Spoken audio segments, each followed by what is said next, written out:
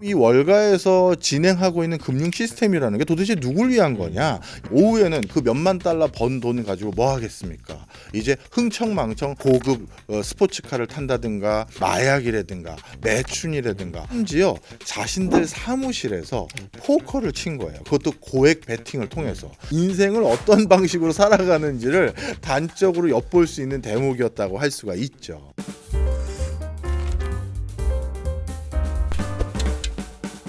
저기에는 유태인들 때문에 뉴욕이 중요한 도시가 됐는데요. 뉴욕을 금융 중심지로 만든 중요한 사람이 또 있어요. 월스트리트의 아버지라고 불리는 알렉산더 해밀턴인데요.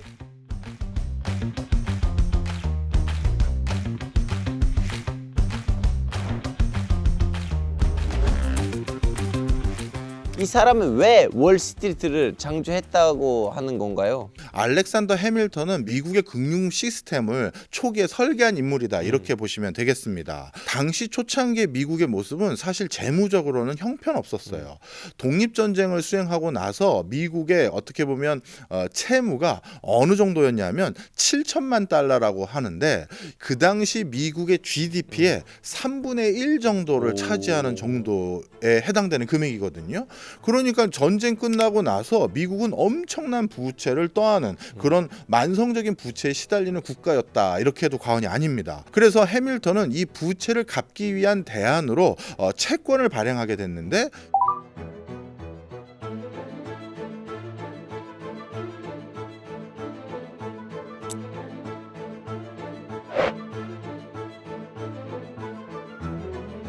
이 연방 채권의 특이한 점이 만기가 없어요. 만기가 도래한다는 건 언젠가 그 원금을 갚아야 되는데 그 부담을 상당히 뒤로 미룬 채 국가가 지속적으로 발달할 수 있는 데 필요한 자금을 융통하는 해안을 발휘한 재무장관이었다. 이렇게 보시면 되겠고요. 그다음에 당시 영국 같은 경우는 산업혁명으로 국가가 나날이 발달하고 있는 상황 속에서 미국도 산업혁명과 유사한 경제 발달에 필요한 여러 자금이 필요했었거든요. 그래서 이런 자금을 대규모로 조달하려면 금융시장이 있어야겠다라고 판단을 합니다. 그래서 해밀턴은 영국의 중앙은행을 참고해서 1791년에 필라델피아에 미국의 중앙은행격에 해당되는 은행을 설립을 합니다. 그런데 문제가 생겨요. 굉장히 곽광을 받을 정도가 아니라 오히려 과열되기도 했어요. 어떤 일이 있었냐면 800만 달러에 해당되는 중앙은행의 주식을 단 몇 분 만에 해밀턴이 다 팔아치웁니다. 그만큼 중앙은행에 대한 주목도가 높았다고 말할 수도 있고 어찌 보면 순식간에 버블이 생겨서 주가가 4배 가까이 뛰는 엄청난 과열이 불거졌다 이렇게 돼도 과언이 아닌데요. 그러니 초기 미국의 금융시장, 금융 시스템은 어찌 보면 투기의 역사였다 이렇게 해도 과언이 아니거든요. 네, 다음 질문 넘어가기 전에 한 가지 TMI 부르자면 이 사람이 미국에서 태어나진 않았어요. 그리고 대선 욕심도 있었는데 일설에 따르자면 대선을 출마하려면 미국에서 태어나야겠다는 법이 이 사람 때문에 만들어졌다고 합니다.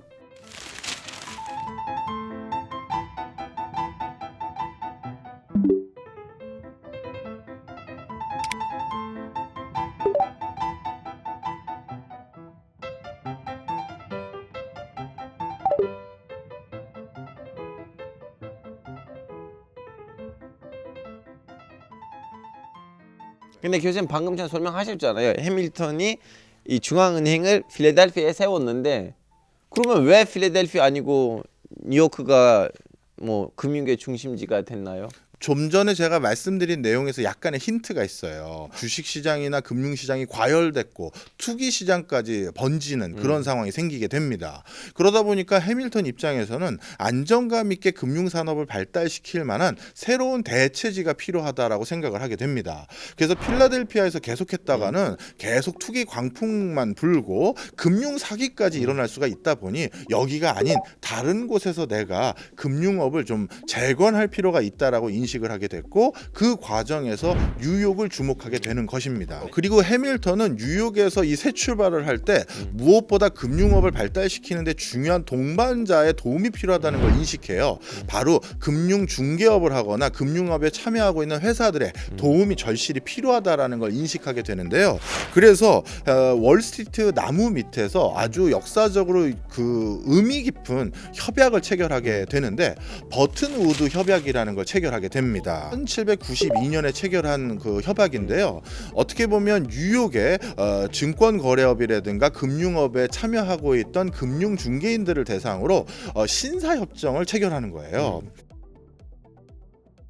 이 버튼우드 협약의 주요 내용은 뭐냐면요. 뭐 당시 무화과 나무 아래서 체결됐던 협약이다라고 해서 아주 또 유명하기도 한데요. 내용은 간단합니다. 주식 매매를 할 때 수수료율을 0.25% 이하로는 서로 받지 말자. 그래서 우리가 나름대로 안정적인 수익을 충분히 주식 중개하는 수수료로도 벌 수가 있는 상황이 되니 굳이 주가 조작을 한다든가 사기를 저지른다든가 이상한 일을 하지 말고 이 수수료만 받아도 우리 다 같이 잘 살 수 있잖아. 이런 안정감 있게 금융업을 할 수 있는 기틀을 만들어준 거예요. 어찌 보면 지금의 월스트리트, 어떻게 보면 뉴욕의 증권거래소의 전신을 만들었었던 가장 중요한 어떻게 보면 법적인 또는 제도적인 환경이었다 이렇게 볼 수 있죠.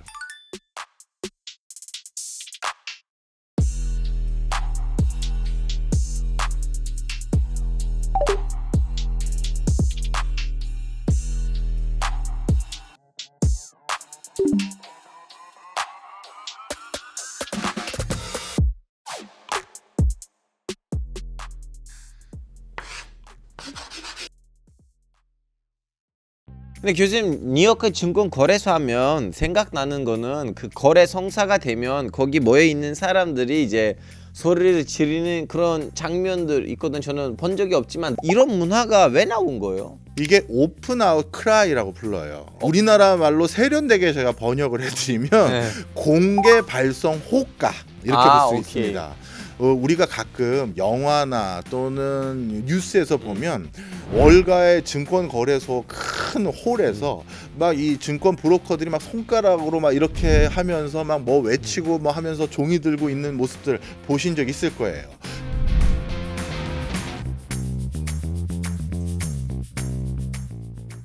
그리고 연말에 딱 폐장하면 본인들 들고 있었던 매매 거래 그 종이 있거든요. 그거를 훅 뿌리면서 올해 끝났다라고 하면서 어떤 세레모니 아닌 세레모니를 하는 거 있죠. 아니 요즘과 같은 IT 붐이 일고 IT 시스템이 발달되어 있는데 그렇게 목 아프게 그런 홀에 모여서 매도하고 매수를 해야 될 이유가 뭐냐 이렇게 생각하실 수가 근데 있는데 빈티지 느낌 안 나잖아요. 빈티지 느낌? 네. 그것도 있을 수 있겠네요. 네. 그런데 가장 큰 이유는 왜 그러냐면 사실 IT를 중심으로 증권을 매매하게 될 경우 어떤 부작용이 일어날 수 있다라는 우려들이 많았냐면 IT는 정보를 워낙 빨리 습득하게 되고 네. 그리고 사거나 팔거나 하는 행위도 클릭 한두 번만 하면 바로 판매할 수가 있잖아요. 그러다 보니까 불필요하게 증권 시장의 변동성을 키울 수가 있다. 이러한 우려들이 많았던 게 사실이에요.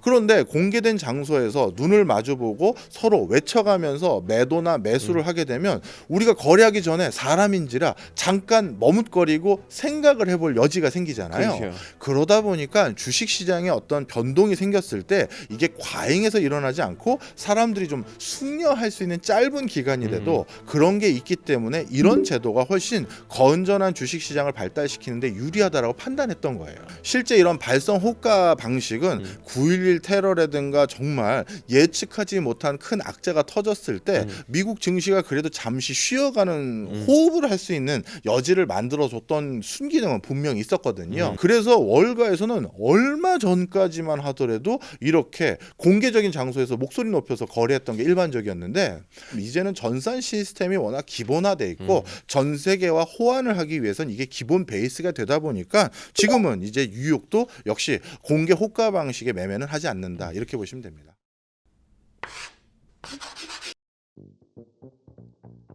그리고 교수님 월스트리트를 키우는 데 있어서 중요한 역할을 했던 게 채권이잖아요. 근데 월스트리트에서 해밀턴 이후에도 여러 가지로 채권들이 발행했죠. 네, 맞습니다. 사실 우리는 월스트리트 그러면 주식시장으로만 이해를 하기 쉬운데요. 사실은 월가를 전 세계가 주목하는 가장 첫 번째 이유는 채권시장 때문이에요. 전 세계 채권시장의 상당 부분이 월가에서 나오는 시그널을 바탕으로 움직여지거든요. 그런데 역사적으로도 월가의 성장에 있어서 가장 중요한 역할을 했던 건 다 채권이다라고 해도 과언이 아닙니다. 5대5 연안에서 뉴욕까지 이어지는 1위 운하를 건설하는 데 필요한 자금 이 자금을 동원하기 위해서 발행됐던 채권이 운하 채권입니다. 1800년대 초반부터 운하 채권을 발행해서 이리 운하 건설의 자금을 충당했었고요. 대규모 자금을 모집한 덕분에 이리 운하가 불과 5년 만에 완공될 수 있었다라고 봐도 과언이 아닙니다. 그래서 월가는 금융 중심지로 다시 한번 거듭났고요. 그리고 났더니만 또 어떤 일이 생겼냐면 미국의 대륙 횡단 철도를 놔야 되는 이슈가 터집니다. 그래서 이 철도를 건설하기 위해서 또 막대한 공사비를 충당하기 위해서 미 정부에서 철도 채권을 발행하기 시작했고 이게 월가에서 대부분 조달을 해줬거든요. 그리고 나서 미국이 이제 서해안 연안에서 생산된 광물이라든가 다양한 자원도 뉴욕항까지 입항하게 됐고 그러다 보니까 뉴욕이 더더욱 상업과 금융의 중심지가 더 발달되게 되겠죠. 그러다 보니까 진짜 엄청 큰 부를 갖게 된 회사들이 또 창궐하기 시작해요.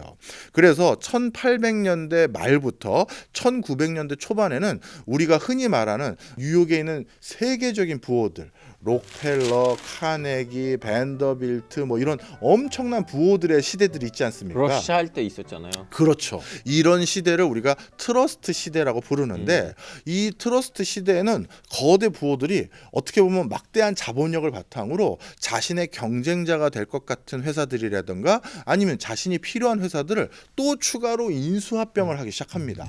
바로 이 인수합병에 들어간 또 막대한 자본을 그 사람 개인 돈뿐만 아니라 인수합병용 채권을 또 발행해서 또 자금을 조달해서 그걸로 거대 초대형 기업의 시초를 만들었다 해도 과언이 아니거든요. 그래서 사실 월가의 역사를 반추해 보면요, 이제 1900년대 초반까지 됐더니 그 시점에는 원래 전 세계 금융 중심지이자 전 세계에서 가장 부유한 도시였던 런던, 이 런던을 능가하는 역할을 이제 뉴욕이 하게 됐죠.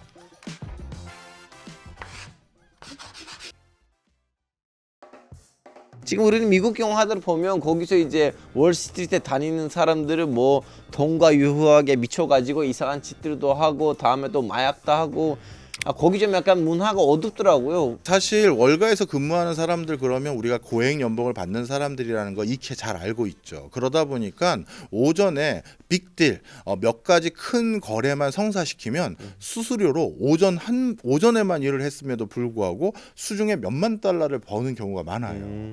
그러면 오후에는 그 몇만 달러 번 돈 가지고 뭐 하겠습니까? 이제 흥청망청 쓰는 사람들도 없는 건 아니에요. 뭐 고급 스포츠카를 탄다든가 아니면 마약이라든가 매춘이라든가 이런 걸 하기도 하고요. 그리고 이렇게 쉽게 돈을 벌다 보니까 이 돈을 계속해서 쉽게 벌 수 있다라는 환상 아닌 환상을 갖게 되겠죠. 그러다 보니 자신이 보유하고 있는 주식이라든가 자신이 수수료로 오늘 번 돈을 바탕으로 거기다가 빚을 많이 얹혀서 고급 주택을 구매한다든지 뭐 이런 것들이 일반적으로 일어나는 행태다 해도 아주 과언은 아니에요. 게스비라는 영화가 있었는데 그런 부분이 많이 지적이 되더라고요. 예, 맞습니다. 월가에서 일하는 사람들이 도대체 얼마나 부자냐라는 것을 우리가 쉽게 알 수 있는 대목이 리먼 브라더스의 최대 주주이자 회장이었던 리처드 펄트 같은 경우는 스톡 옵션을 제외하고 그 사람이 가지고 있는 주식으로 보유하고 있는 양만 10억 달러, 우리나라 돈으로 1조 1천억 원에 달했어요. 그런데 이거는 주식이잖아요. 네. 그러니까 주가가 떨어지면 자신의 전 재산이 상당 부분 반토막이 나거나 반의 반토막도 날 수가 있겠죠. 실제 그래서 어떤 예들을 들 수가 있냐면 내가 재산이 있는데 재산이 100억이에요. 네. 근데 그 재산 100억이 주식으로 평가받은 100억이에요. 저는 그러면 이 100억을 기반으로 해서 은행에 가서 담보대출로 20억을 빌립니다. 네. 그리고 이 20억을 빌려서 집을 하나 좋은 걸 사요. 네. 그런데 갑자기 이 100억 내가 주식 가지고 있었던 회사가 쫄딱 망했어요. 네. 그래서 주식 가치가 휴지 조각이 됐어요. 네.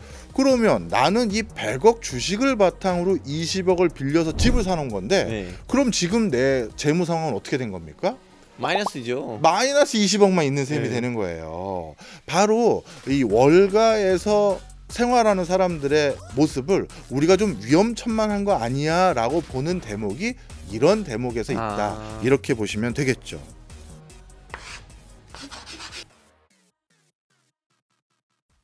그러다 보니까 어떤 표현들도 있냐면 월가는 넥타이 메고 도박하는 것과 마찬가지다라는 표현들도 있는 상황입니다. 실질적으로 뭐 이들의 삶의 모습을 엿볼 수 있는 사례들이 몇 개 있어요. 80년대 월가를 주름 잡았던 채권 하우스 중에서 살로만 브라더스라는 곳이 있는데 이곳에서 유명했던 포커판이 있는데 라이어스 포커라는 게 있습니다.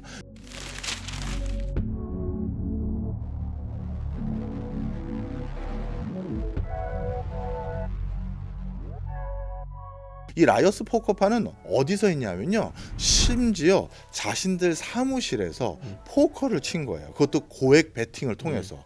그러니까 이분들이 어떻게 보면 인생을 어떤 방식으로 살아가는지를 단적으로 엿볼 수 있는 대목이었다고 할 수가 있죠.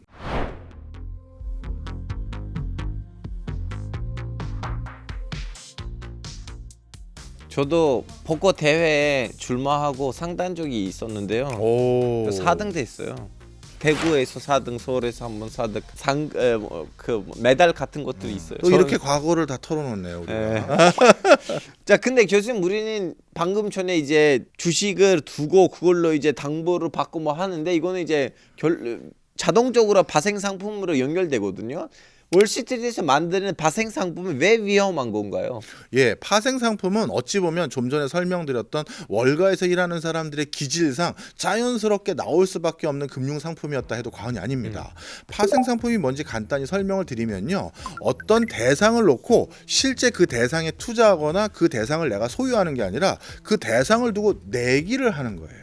쉽게 얘기해서 내가 삼성전자 주식을 투자했다 그러면 삼성전자 주식을 사는 거잖아요. 네. 근데 삼성전자 주식과 관련된 파생 상품에 투자했다라고 하면 실제 삼성전자 주식을 사지 않아도 돼요.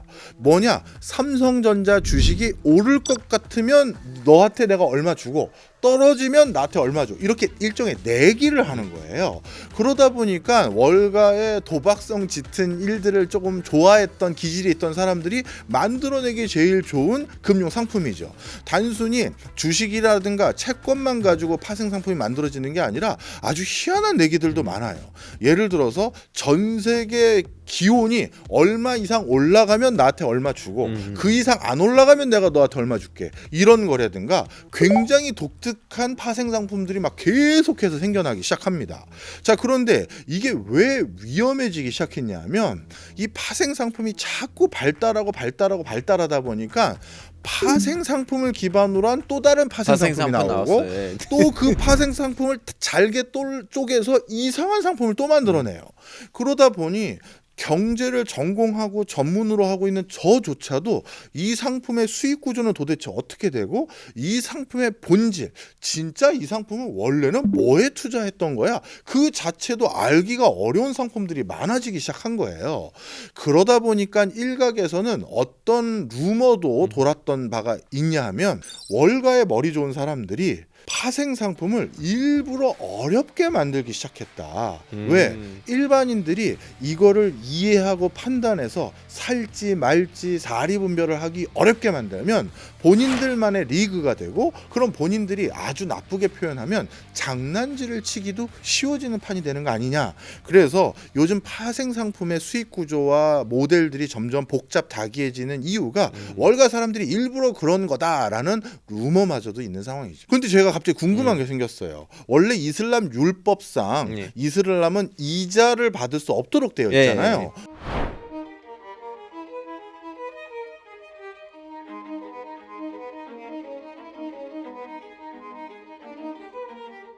그러면 이슬람에서는 이런 파생 상품으로 인한 금융 위기라든가 이런 독특한 이런 문화가 아예 없나요? 일단은 교수님, 이자가 없지만 이자를 신기한 방법으로 만들어내는 것은 이제 이슬라믹 뱅킹의 몫입니다. 예를 들면 보통 교수님 이제 비싼 차를 살려면 가서 은행에서 차 대출을 받으시잖아요. 이슬람 은행은 어떻게 하냐면요, 가서 그 차를 구매해요. 네. 구매해서 그 차를 교수님한테 팔아요. 예. 물론 더 비싼 가격에 팔겠죠. 근데 그러다가 이제 교수님이 중간에 돈을 못 내면 그동안 냈던 돈을 다시 돌려주고 이제 그 차를 가지고 갑니다. 이런 식으로 생각하시면 되는데, 이럴 때 이제 이자보다는 그냥 은행하고 이제 소비자 간에는 무역이 이루어지는 거고요. 근데 이제 우리의 주제는 이제 주식이잖아요. 주식에 대해서 신학자들이 오랫동안 다툼을 했어요. 네. 이건 도박이다. 도박은 이슬람에서 금지니까 주식도 금지다. 근데 또 이제 이것을 이제 경제와 함께 공부했던 이슬람 신학자들이 드디어 결정을 냈어요. 법 규정으로 엄청 잘 정리되는 주식 시장에서 주식을 하는 거는 금지가 아니고 합법이다. 이제 반면에는 이제 GCC 같은 나라들 가보시면 거기 있는 기업들도 죄다 왕실 기업이에요. 왕실 기업이다 보니까 그 회사가 앞으로 잘할 건지 안 할 건지를 이해를 하려면 그 회사 사장님들이 뭘 하는지를 알아야 되는데 다 왕실 기업이다 보니까 왕가 출신이고 왕가에 대해서 정보를 뜯을 수가 없으니까 이 회사가 앞으로 어떻게 잘 된지 안 될 건지도 모르는 상황이에요. 그래서 뭐 서양처럼 발달되지 못했죠.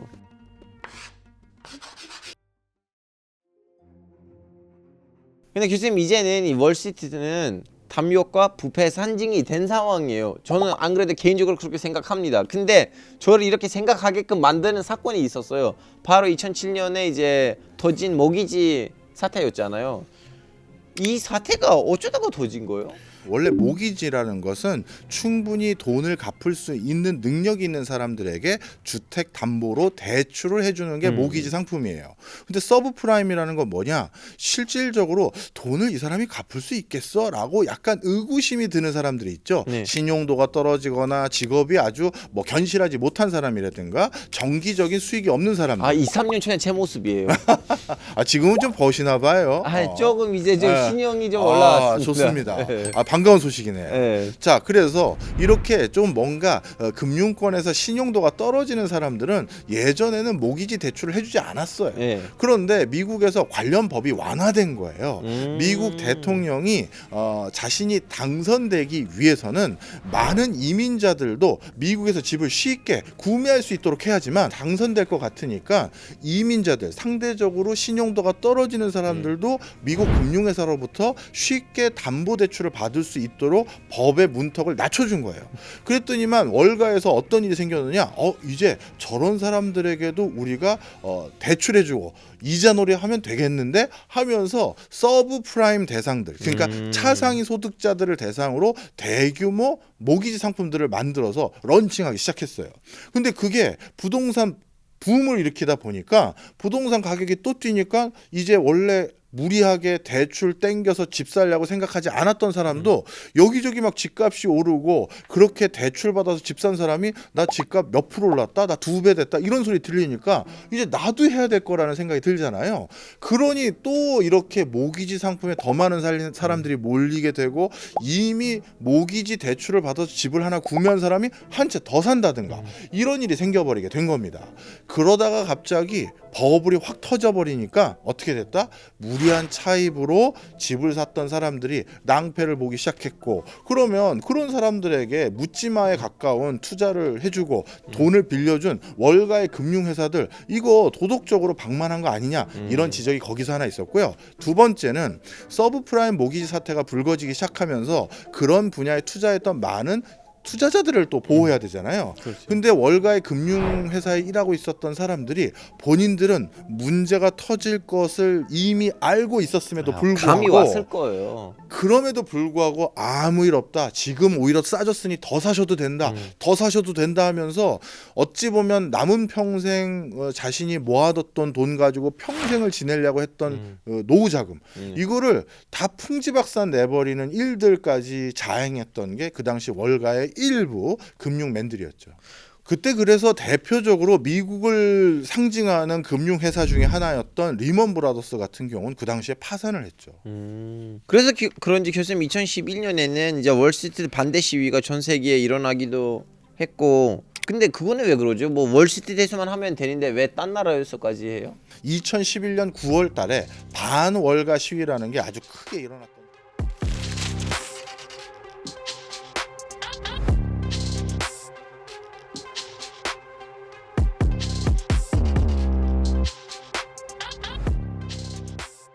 어찌 보면 미국 국민들을 대상으로 미국 내에서 집장만 하는데 빌려줬던 주택담보대출이 아니 어떻게 전 세계적인 금융 대란으로 이어져서 전 세계 경제에 이렇게 지대한 악영향을 미치느냐라고 했었을 때 그게 월가의 금융 상품들은 반드시 전 세계 금융 상품들과 링크가 되어 있기 때문이거든요.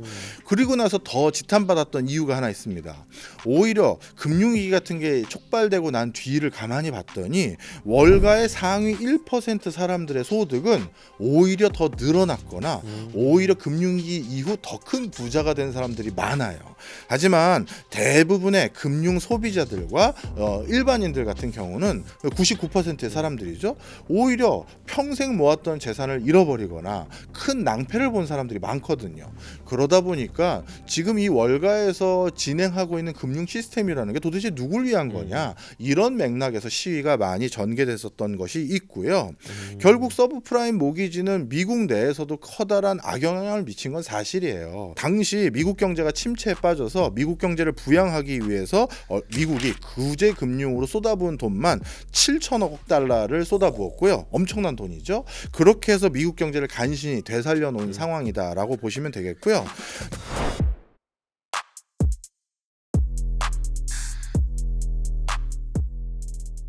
당시 금융 위기를 만들어냈던 미국의 대형 투자은행들이나 금융회사의 경영진들 같은 경우 그럼 법적 처벌을 받았느냐? 의외로 법적 처벌을 받은 사람이 거의 없어요.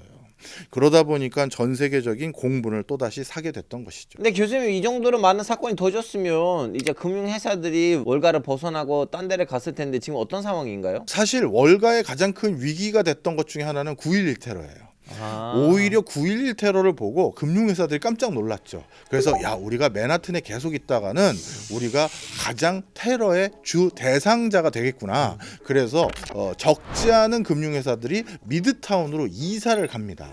그렇다고 해서 월가에 있었던 맨하튼 섬에 있었던 금융회사들이 전부 미드타운으로 이사를 간 건 아니고요. 미드타운에도 일부가 있고 맨하튼에도 역시 대다수가 있는 그런 상황이 돼서 어찌 보면 테러가 터졌을 때도 위험을 분산할 수 있는 형태로 지금 자리매김하고 있는 거고요. 그만큼 이것은 달리 말하면 이렇게 큰 테러가 일어나면 뉴욕을 떠나서 멀리 워싱턴 DC나 다른 데로 갈 수도 있을 텐데 뉴욕을 떠나면 안 된다는 거는 알고 있는 거예요. 왜? 그만큼 세계 정보와 자금과 이런 것들이 모이는 곳이다 보니까 월가에서 많이 떨어지는 것은 오히려 자신들의 경쟁력을 떨어뜨리는 것이다라고 판단한 거죠. 오늘 이게 웬 난리지에서는 뉴요크가 어떻게 세계 금융의 중심지가 됐는지 그 역사를 알아봤는데요. 월가가 지금아 월가라 만들어진 이유 중에 꼭 하나만 기억했으면 좋겠다 하는 오늘의 난리지를 한 줄로 부탁드리겠습니다. 네, 월가가 지금의 세계의 금융 중심지가 됐었던 가장 큰 이유는 불편한 진실 하나를 인정해야 될 것 같습니다. 많은 우수한 사람들, 많은 자금들이 자신이 원하는 탐욕을 실현시켜 줄 수 있는 기회의 땅이 거기 있다라고 판단했기 때문에 그 자금이 몰려간 건 분명한 사실이에요. 하지만 그 의무로 전 세계 금융 위기라든가 아니면 도덕적인 해이가 유발된다든지 그런 일도 유발되는 건 비일비재한 것 같습니다. 어찌 보면 이게 인간이 가지고 있는 양면성이 아닌가 그런 생각이 드네요. 오늘은 월가에 대해 몰랐던 사실을 배워가는 유익한 시간이었습니다. 다음 시간에도 알찬 난리지를 가지고 돌아오겠습니다. 감사합니다. 고맙습니다.